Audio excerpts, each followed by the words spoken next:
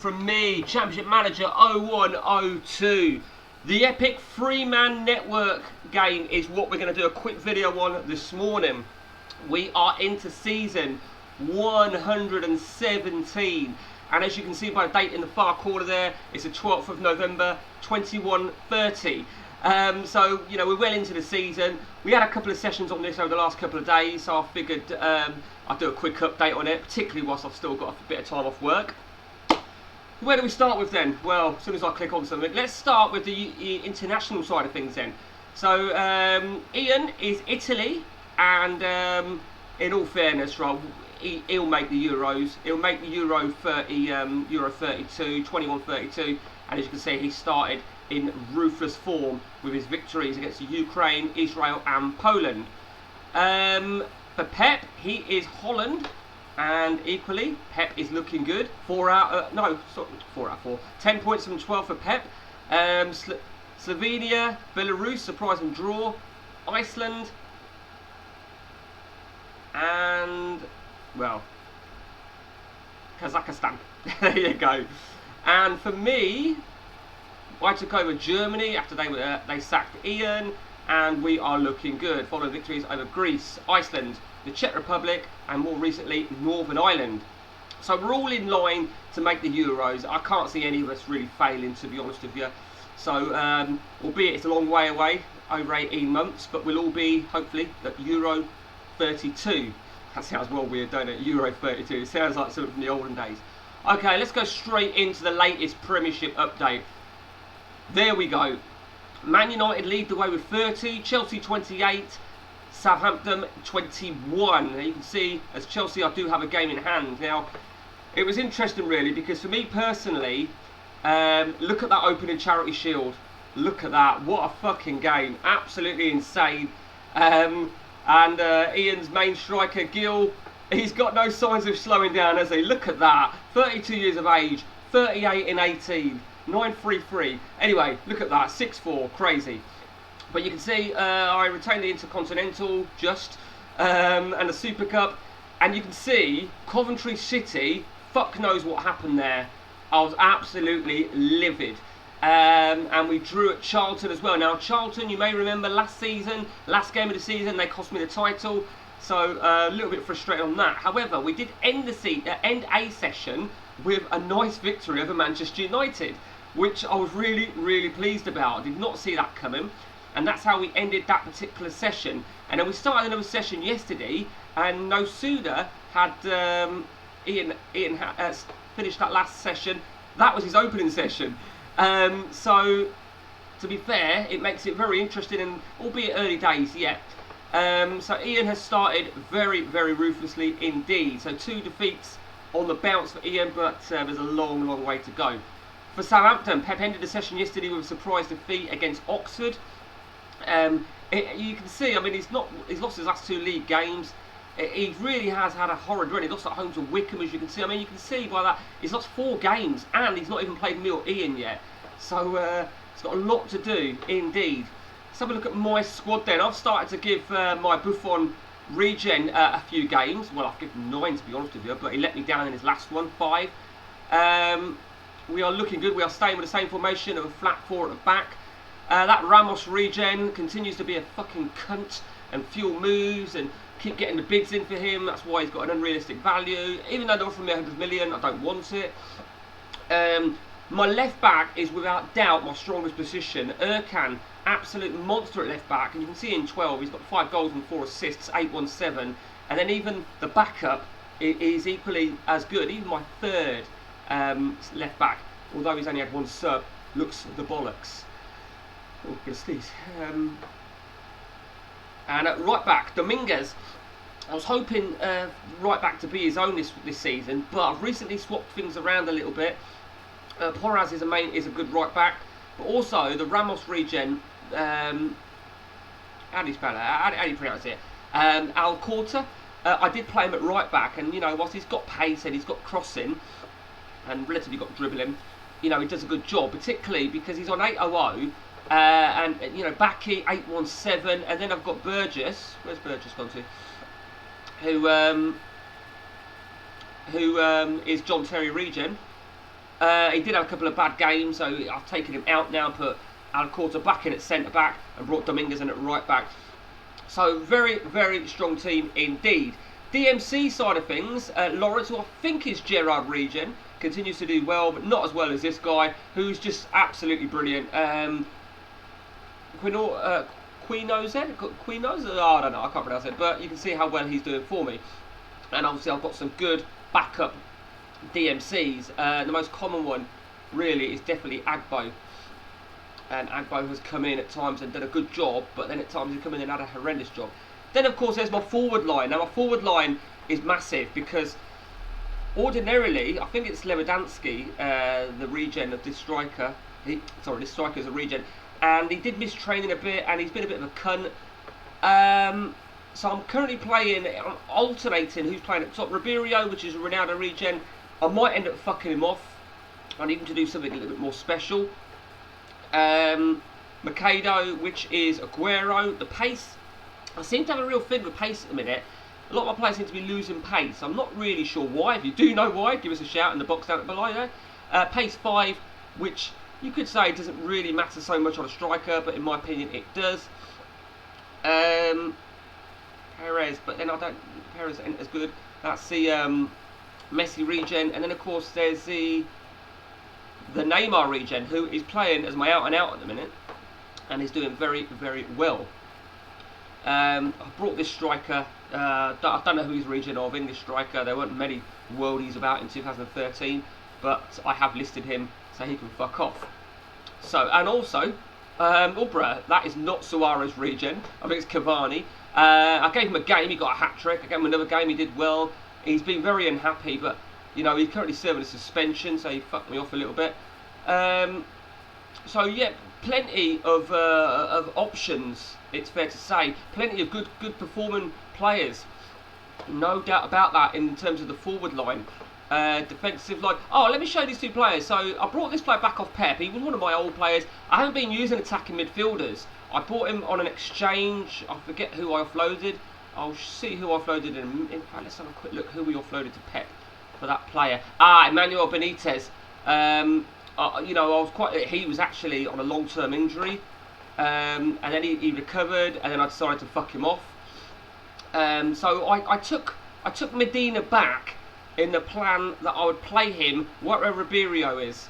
Now, I've been using forwards, but the reason I started using attacking midfielders is because I landed this guy. I can't remember if I had this guy on my last video.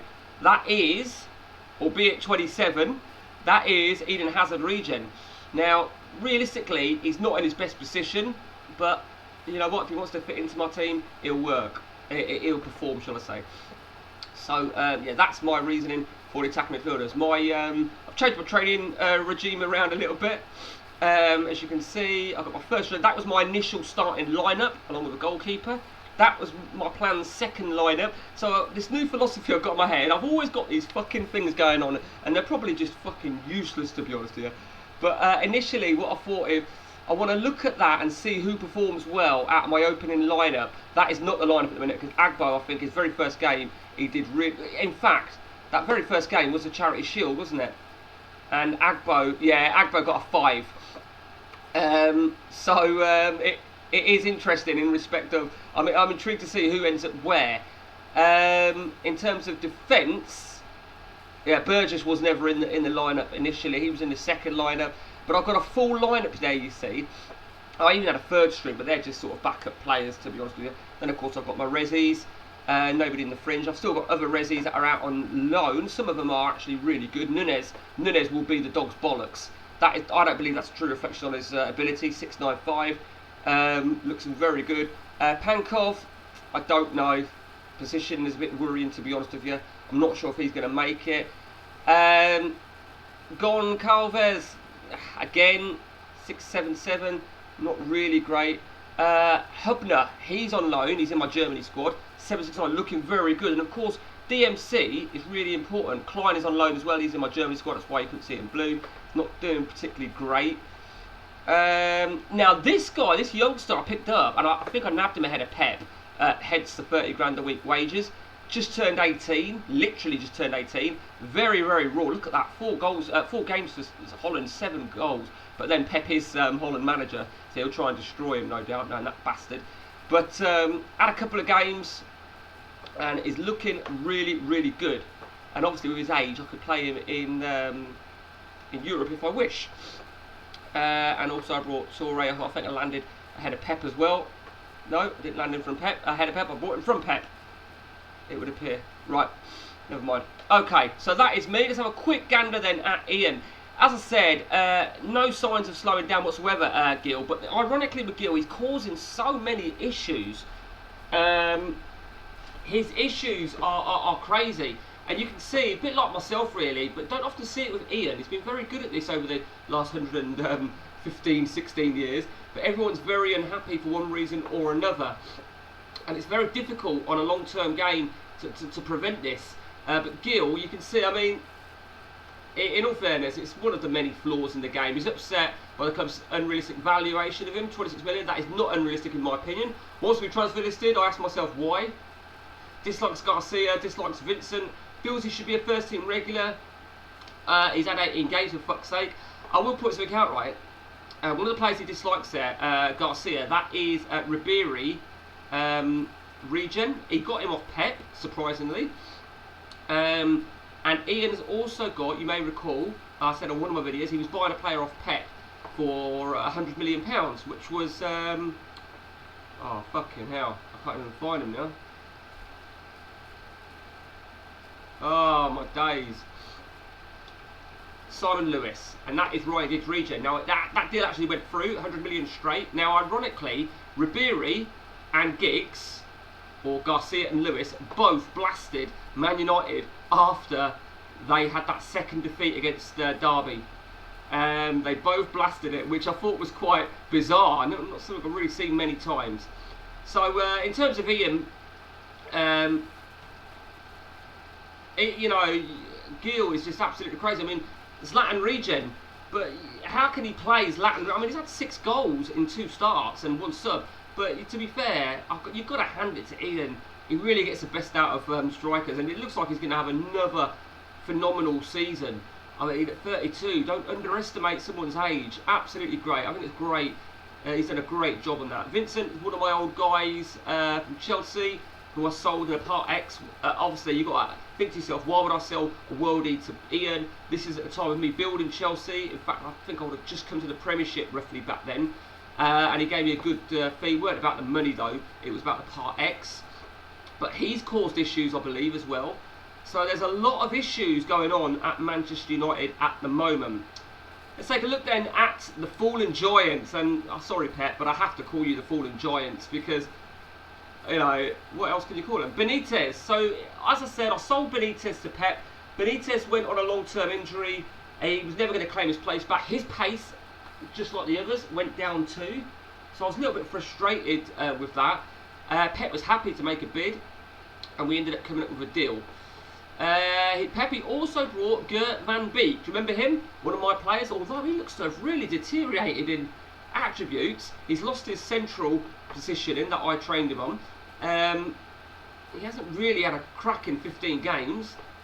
So, yeah, and Nito, someone I sold to Pep some time back, has probably been one of Pep's standout players. Dennis Sutton, I don't know who he is, like regen-wise, but he's had a good start. Doesn't really look that great. It would be fair to say, and this is in no way to be of an offence to Pep, but his squad isn't great. It isn't great. I will point out, Pep is now playing or adopting what looks like, I'll call it the boom tactic, but the original narrow 4-1-3-1-1 formation. I think, in my opinion, with Pep, it's good that he's changed formation because I think he needed to, but he's got to wait a couple of seasons. He needs to build a squad based on that formation. When I moved to my Tyson Fury formation, the 2 DMCs, I was fortunate enough to already have strength, and it wasn't that much of an alteration from when I was on this formation as well. But Pep's come from the middleman. You know, he has got a lot to do. He needs quality. I mean, I sold him Emrich because I didn't need him at left back, and Emrich is a quality left back. if he's given games. You can see he's got dribbling 18, crossing 19, tackling 19. He hasn't got the pace, but he has got acceleration. You know, Pep needs to, in my opinion, Pep needs to give him more games and get some consistency. You can see Pep's, I mean, he's given, I mean, I don't rate this guy to be in the seniors. I don't rate him whatsoever as a fullback. I sold Pep Brian Morris. I was having a bit of a clear out with mine. And basically, when I'm having a clear out, I'll say, does anyone want this? Or I'll transfer this and Pep make a bid. If it's a quality player, I want somebody on a part X. If it's a player that I'm just happy to flog, I will flog him. And obviously Pep's biggest asset is really the Rafa Varane regen, who has had a shocking season. 681 is horrendous.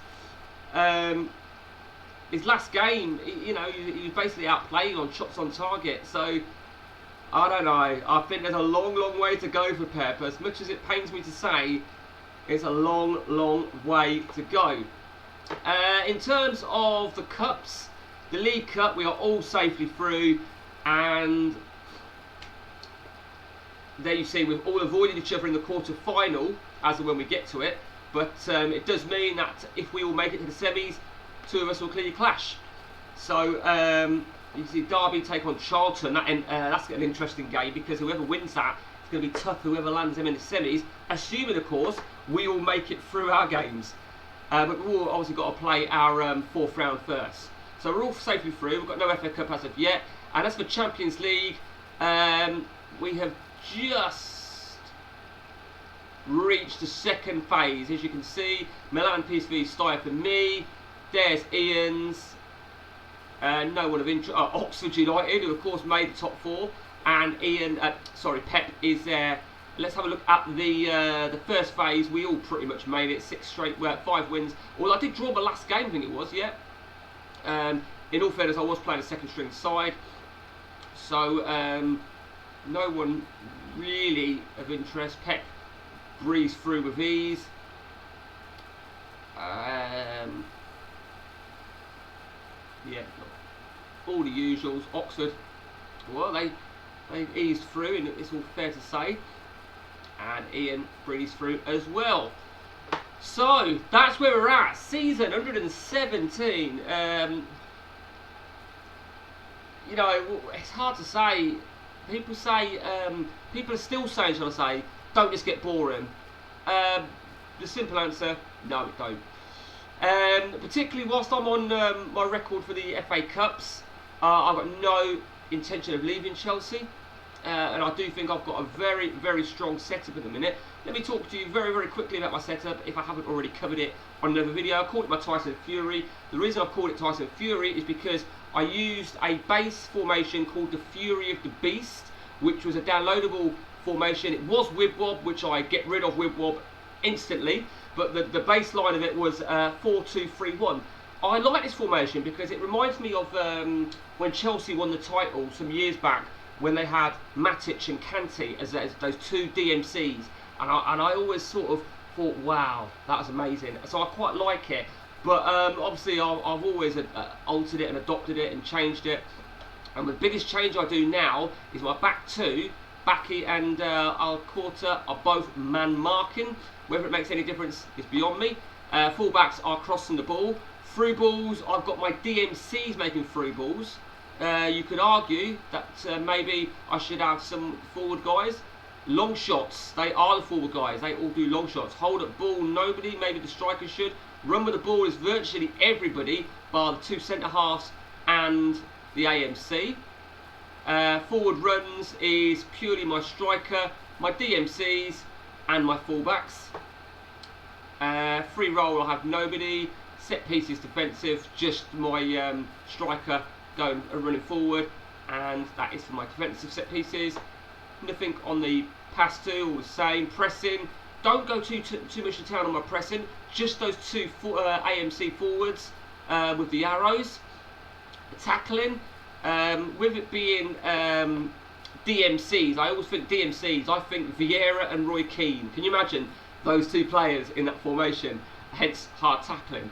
And passing, I'm very, very specific. My general team instructions are as is.